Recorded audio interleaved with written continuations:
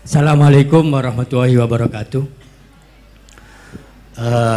Kalau yang tadi itu kiai beneran, kalau ini santrinya, santrinya Buya. Saya mengikuti channelnya Buya Rosi lebih 2 tahun. Alhamdulillah sejak corona jadi aktif mengikuti dengan nuansa kontroversinya.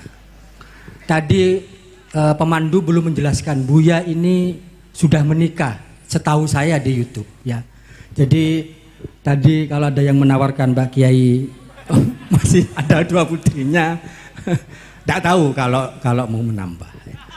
Terus ini supaya nggak serius, yang 2 tadi sangat serius Buya.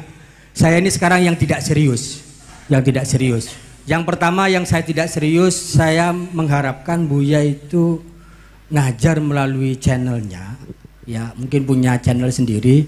Walaupun yang saya tahu di YouTube-nya itu beraneka ragam di masjid-masjid atau di majelis-majelis yang diadakan oleh artis-artis, sehingga kita bisa mengikutinya. Itu satu.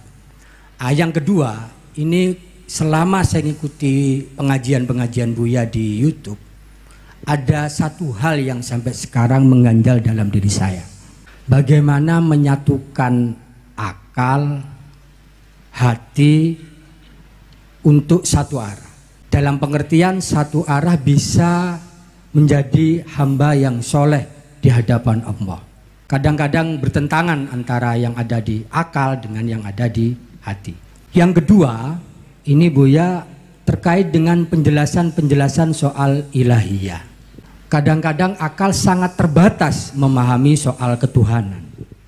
Tapi hati tidak terbatas. Walaupun tadi Buya menjelaskan sudah membatasi, cukup tafakkaru fi khalqillah wala tafakkaru fi dzatillah.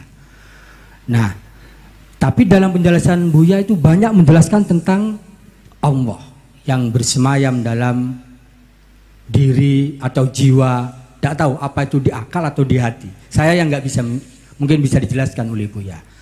Terakhir terkait dengan Kiai Haji Abuya Busro Karim, tadi Buya meminta untuk bisa mendirikan Thariqah. Saya setuju itu. Thariqah Siasa. Ini tambahan informasi ke Buya. Beliau ini ketua DPRD 2 periode, bupati 2 periode, ketua partai nggak ketemu periodenya.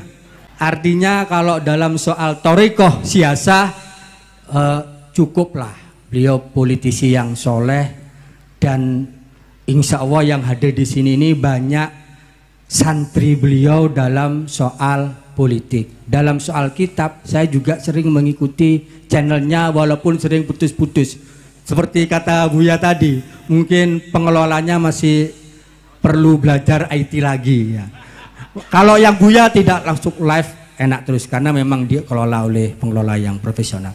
Itu Buya, saya pikir tadi perdebatan-perdebatan yang muncul jangan menyebabkan bahwa perbedaan yang ada antara kita dan kehadiran Buya di sini membuat Buya kapok untuk hadir di Sumeneb khususnya dan di Madura. Kita semua walaupun tidak nyantri langsung kepada Buya, tapi kita nyantri melalui online.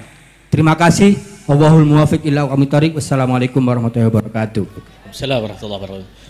Tidak ada perbedaan ya kalau semuanya disikapi secara dalam konteks munadharah. Saya kira tidak ada perbedaan. Semuanya sama dalam konteks melengkapi pengayaan khazanah kita tentang keislaman. Yang kedua tadi bahwa moderator memang tidak disuguhi kurikulum vitae. Jadi tidak sempat memperkenalkan beliau karena saya melihat bahwa al-ma'ruf la yu'arraf. Jadi orang yang sudah terkenal tidak perlu diperkenalkan lagi. Karena yang qabilu al-mu'athira itu hanya nakiratun. Sementara Buya sudah makrifat di mana-mana di channel YouTube-nya. Alhamdulillah kali ini kita datangkan langsung beliau dan sempat mengaji kepada beliau. Baik, pertanyaan soal akal dan hati Buya. Jadi hubungannya seperti apa? Kemudian suluk ilahiyah dan thariqah Kiai Busro ini. Silakan. Ya, thariqah al-Busrawiyah. Ya. Baik, Bapak Ibu, para kiai, para bocah mahasantri. Tadi ada yang terbakar kayaknya. Santai aja. Allahumma sholli ala Sayyidina Muhammad ya. Jidal munazarah bahsul masail itu masa lalu. Makanya saya menghindari biasanya jidal-jidal. Ya. Mohon maaf Kiai ya. Saya menghindari sekali karena kalau dipancing takutnya takutnya masuk. Sayanya masuk nggak bisa keluar.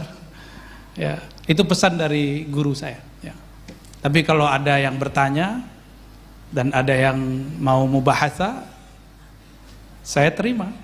Ya. Tapi saya nggak akan datang kalau diundang debat. Tapi kalau mau datang, tafadhal. Ana maftuh.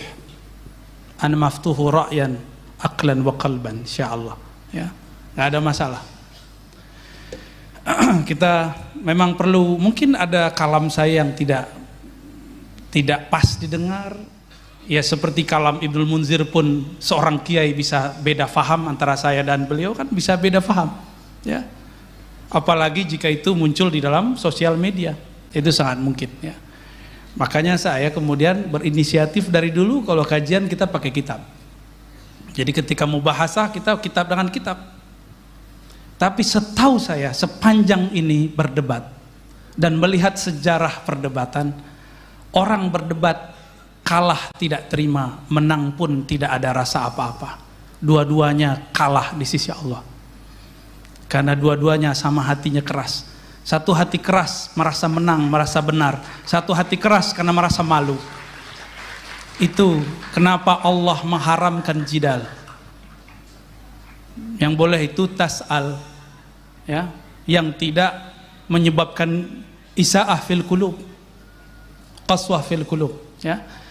Syukran tadi masukannya dari Pak siapa tadi? Ustaz Abdul Hadi, ya. Insya Allah nanti kita buat channel sendiri. Insya Allah nanti, ya. Insya Allah. Mungkin cari waktu yang kosong dulu lah kita. Bagaimana cara menyamakan, mepaskan antara kolbu dan akal? Sebenarnya akal kolbu itu tidak perlu dipisah-pisahkan seperti gambaran pikiran kita.